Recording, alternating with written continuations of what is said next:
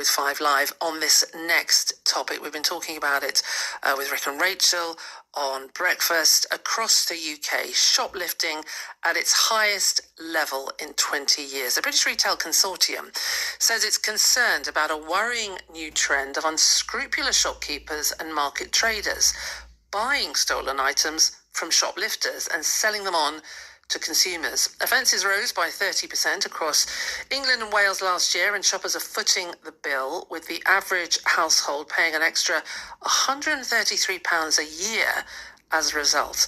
Well, our reporter Jim Connolly has been speaking to Ross. He's a shoplifter who until recently was stealing items to order in Leeds. And he's asking me for whiskey, vodka Baileys, Tia Maria, honey cheese, washing tablets and liquid if you can, please, mate. Though my bag full of stuff, I'd know which shop to go to sell it on, and well, they didn't want to get seen on the camera. They'd take me into the back room. I'll lay it out on the floor. We discuss a price, and I'm out there with the money. It sounds crazy to say that, doesn't it? It's the economics, isn't it? I suppose I was the cheapest wholesaler at the end of the day. Perfume, always a staple. Box sets, cosmetics, leather handbags. A big box of Lego can be £100. I'm not allowed in most of the shops around here. Is that just because you stole so much over the years? Yeah. And now I'm banned. I think I'd be a gold medalist if it was shoplifting were a sport. I get sick feeling, literally, thinking about what I used to do.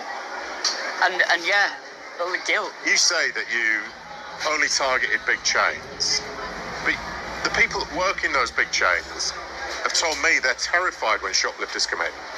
Can you understand the fear that you put through people? Oh yeah, please understand that it's just a simple case of survival. It felt like I felt like I didn't have a choice.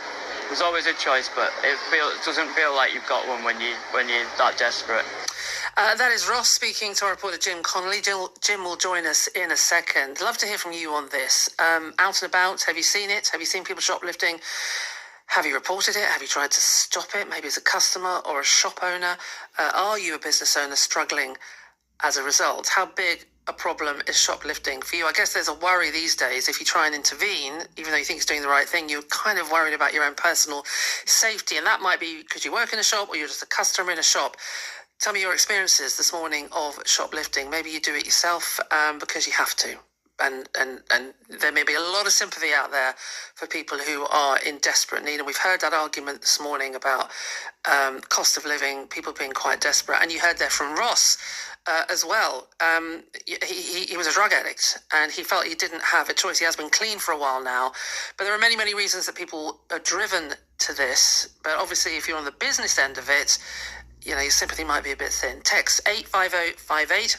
You can WhatsApp us a voice note, 08085 909 693. We're on social media as well, at BBC 5 Live. Jim Connolly joins me now. Morning, Jim. Morning, Claire. How you doing? Very well. Thanks for joining us. Really important issue, this, and it comes up a lot because of the growth in the issue. I mean, you've been looking at this for around a year. So tell us what you found. Yeah, I mean, we've said before, haven't we, that shoplifting is at record levels, the highest levels they've been since records began 20 years ago.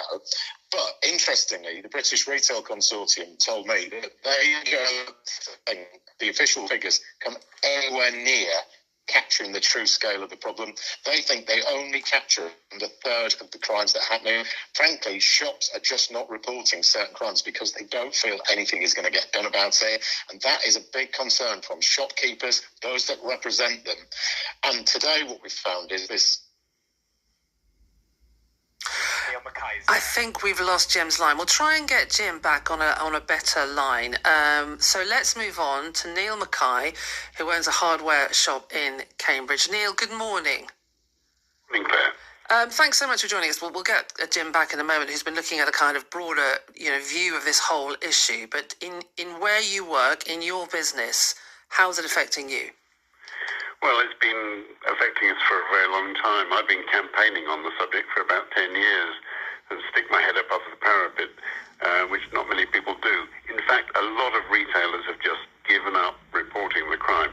So what he was saying about a lack of crime being reported is very, very true. The last time I was down in the House of Commons talking to MPs and the Home Secretary, etc., I said, look, I actually went into shops on my way here and asked the managers, and they all said, we've given up even reporting the crime. Why is that? What was the change? Why do people think there is no point in reporting it? Well, it's a little-known fact, but back in 2014, the government effectively told the police that below a certain level, they didn't need to turn out and could treat the crime as a summary offence. So it could be treated a bit like a parking fine, if you like. It's far, far worse than that. And really, the last 4 Home Secretaries have all made pronouncements about this. But the problem is, when it comes down to local level, you speak to the local PCC or crime commissioner or the chief constable. They say, well, we've got budgets to prioritise, and we're going to prioritise more serious crime. In their view, as far as I'm concerned, all crime needs to be treated by the police as being serious. Yeah, listen, that's a very good point. And clearly, if it affects you, it is a serious crime. We've got Jim Connolly back on a better line. Jim, hello. Hello. Oh, that's a lot better. And just pick up on the point that Neil was making there, that there was this sort of 2014 legislation that changed, the way in which people could be punished, essentially, for shoplifting. Explain a bit more about that. Yeah, that's right. I mean, what's interesting, that happened in 2014. And at that point, a lot of shops believed that the police then started treating this crime differently because it was hitting this £200 limit. And I think a lot of shoplifters would know that £200 limit exists as well. Interestingly, the police all tell us, all the police forces that we've contacted and the National Police Chief Council, and say, look, that isn't policy. But the perception amongst shop workers and shopkeepers and people that work in retail is that there is this deprioritisation of the issue under that £200 limit. And that, frankly, drives them mad. And they feel it's the reason why the figures don't represent the true sense of the scale of the crime. And this week, we've heard once again from the Home Secretary saying that they're going to remove that £200 limit. So they want to get rid of it because they say that there's been a shameful neglect of the problem of shoplifting. That's the government's line on this. And there's definitely an issue out there that needs addressing. If you speak to shop workers, shopkeepers, anyone involved in this, they all say there's a massive problem. And I think even if you speak to someone like Ross, he's quite a smart guy. He's taken a step back and looking back on his old life. He would say there's clearly a problem out there. I mean, Ross himself has been shoplifting for 2 decades, convicted 15 times for shoplifting alone, and has never been to prison. And even he's amazed by that. So there is clearly an issue there, isn't there? The people, even if it isn't the police policy, the perception of it is so ingrained that it drives people mad. And I think that's something that the government is aware of, and it's something that the government is looking to tackle.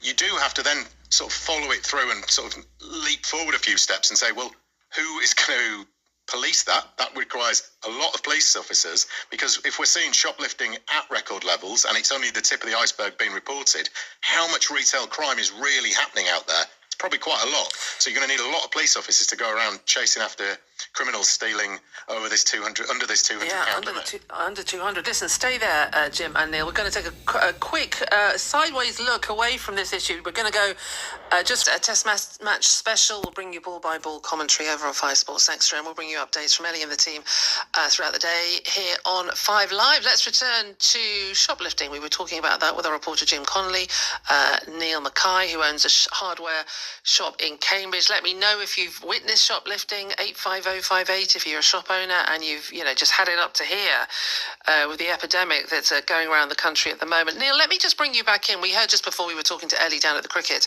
from Jim there saying that the Labour government is planning on getting rid of this. Well, we won't pursue anybody if they nick anything under £200. And the question is then, well, that's good, but how do you pursue it? Do you have faith that there are enough police officers to actually enforce this?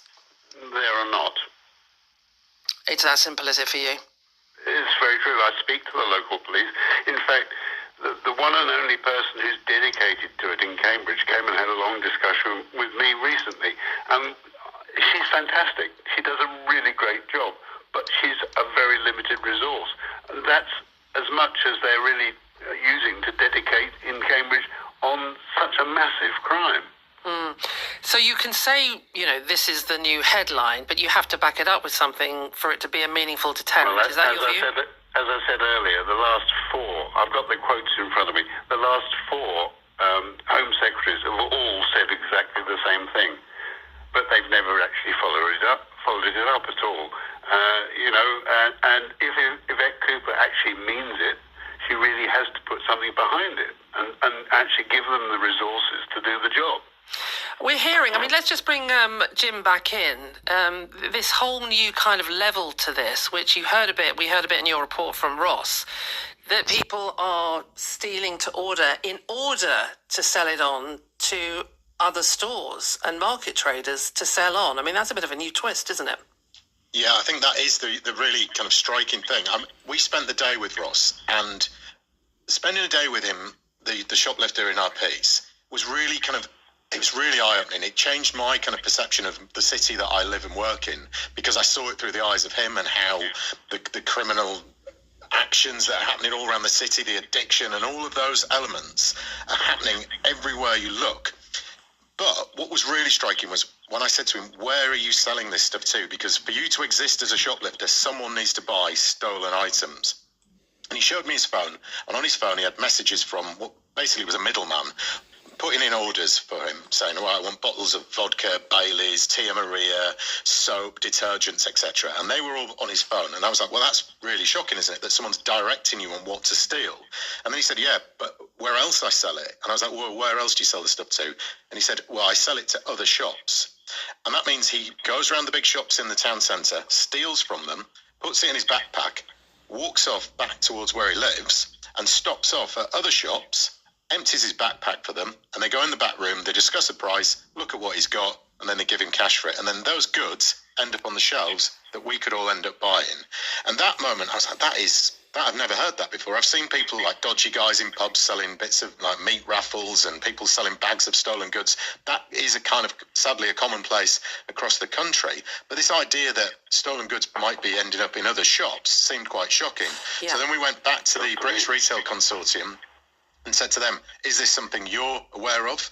And they said they felt it was a worrying trend, that it was happening. And then we spoke to shop owner in Truro, who said that he'd seen it so specifically happen in his shop because he knew it was so specifically from his shop because he sold really quirky kind of gifts and oddball kind of items. He was so sure that what he was selling was ending up somewhere else that he actually followed a shoplifter and watched the transaction happen between shoplifter and then the person looking to resell it in another store. Goodness, so you can see quite how prevalent this is and what a worry it is. And then on top of that, what's really striking is the National Police Chiefs Council said to us, and they were quite blunt about it, they said it's very hard, borderline impossible, to trace those products because the nature of the products that have been stolen by the likes of Ross are really hard to kind of pinpoint, because a bottle of vodka in a shop, how do you know if that bottle of vodka has been bought from a legitimate wholesaler or your shoplifting wholesaler in someone like Ross? Yeah, and we could all be in on it unwittingly. Neil, you made a noise there as if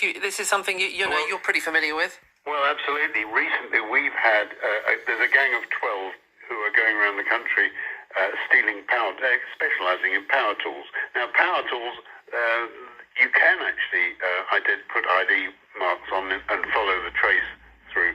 But the police know who they are. They even know their addresses. As far as I know, only 2 of them have been arrested. They caught them with £500,000 worth of power tools. £500,000. I have a map showing exactly where they've been in the country. I know exactly where they've hit. And they've hit me twice. How much did you lose? £4,000. Why was any action taken on that? The police have got the CCTV video of it, and they are following it up as rigorously as they can, say locally. But I know that this particular gang, they go in teams of 3. Armed with cable cutters, they cut the cables on the power tools, and 2 of them stand as sort of lookouts, whilst one of them cuts the cables, and then they take it in turns to fill their jackets. Right. So I have taken every item of power tool off display. It's now behind the counter. And that's the problem. Eventually, what will happen is all retail will be behind counters. There won't be any self-service. They can't. We simply can't. At the margins that you make on power tools, I need to sell 12 more power tools to actually get back to where I started before the item was stolen. I want to bring in Andrew Goodacre here, Chief Executive of the British Independent Retailers Association. Andrew, good morning. Morning, Claire. I mean, this is obviously something that you're pretty familiar with, but this whole kind of selling on and gangs kind of nicking to order, and then the rather depressing reality, as far as Neil's concerned, that not enough is being done about it. I mean, is this a common story? It is, sad to say. It's been building up really noticeably the last 18 months. I think official figures from the BRC, the British Retail Consortium, suggest that the value of stock stolen last year alone was $2 billion, more than double the previous year. And the reason it's risen on such an industrial scale is because it's so much easier now to dispose of the goods once stolen. You've heard about rogue traders, rogue market dealers. There's also the internet marketplaces that are very easy to use. And innocently, I'm sure people are buying things they think are a bargain. It's a bargain because it's a stolen item. And it's easier now for criminals to steal and easier still to sell on to other people. And I guess the thing is, what we have to make clear is there's a range of theft going on here. We heard Jim Connolly, our reporter, talking to Ross earlier, who was a drug addict who, was stealing to feed his habit, but then he was selling on to people who were selling on in their shops and markets. So there's a chain of people involved here with different motivations. But I guess the bottom line is we need a lot more money in the system to help people. You need money in the system maybe to help Ross with his drug addiction so he doesn't end up doing this, and then you need money in the system to get the boots on the ground to fund the police force properly so that they can help out people who are your members. I mean, this is something that needs serious funding across the board, doesn't it? It does. It's not. It won't be solved without funding, that's for sure.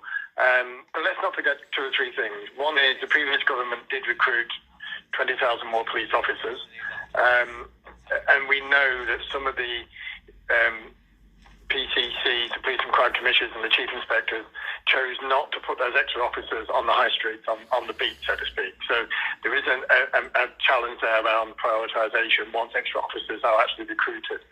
There is a retail crime action plan that was in place, developed last September, October, with retailers and the Home Office and the Department of Business and Trade. And so that's something of a template that provides a focus for the police forces in England and Wales to respond better, to help retailers supply the evidence they need to make the prosecutions. And the third thing is retail itself is taking some responsibility as it needs to. And I think the sector has put in £800,000 to fund Project Pegasus, which is aimed at dismantling or attempting to dismantle the organised crime element that seems to have crept into this crime itself. The people are being organised now. They realise how to steal effectively, how to sell on effectively, and it's profitable. And so the organised crime element has come in, and Project Pegasus was funded by the Retail Success Act. Let's just get a quick view from Neil on what we heard there from Andrew. I mean, obviously the government has said this is what we're doing, we're taking it seriously, and we had Andrew, with those other initiatives that are ongoing. If you had the ear of the Home Secretary, Neil, what would you say to her? Well, I would say that basically you need to give the retailers, belief that when they report crimes, they're going to have something done about them. I had an incident where I was talking to somebody from the centre of Cambridge. They'd had £40,000 worth of clothes stolen in a 6-week period prior to Christmas, and not one of those cases were reported to the police because their head office told them it wasn't worth management time. They've got to give us faith. Yeah, I would echo those sentiments, Claire. I think when I go around the country talking to retailers, we've got this chasm of a lack of trust between retailers and the enforcement authorities, whether it's police, trading standards, wherever it may be. That can be breached, that can be closed if there's clearer presence and people are seen to be doing something on those high streets. It's been fabulous having you all on, and really fascinating insight to what it's like there on the ground as far as having a business, owning a business, and trying to deal with the shoplifting issue. Thanks for joining us, Neil. We really appreciate it. Thank you. That's Neil Mackay, who owns a hardware store in Cambridge. You also heard from Andrew Goodacre, Chief Executive of the British Independent Retailers Association, and our reporter Jim Connolly, who's been taking an in-depth look at this. So your views welcome as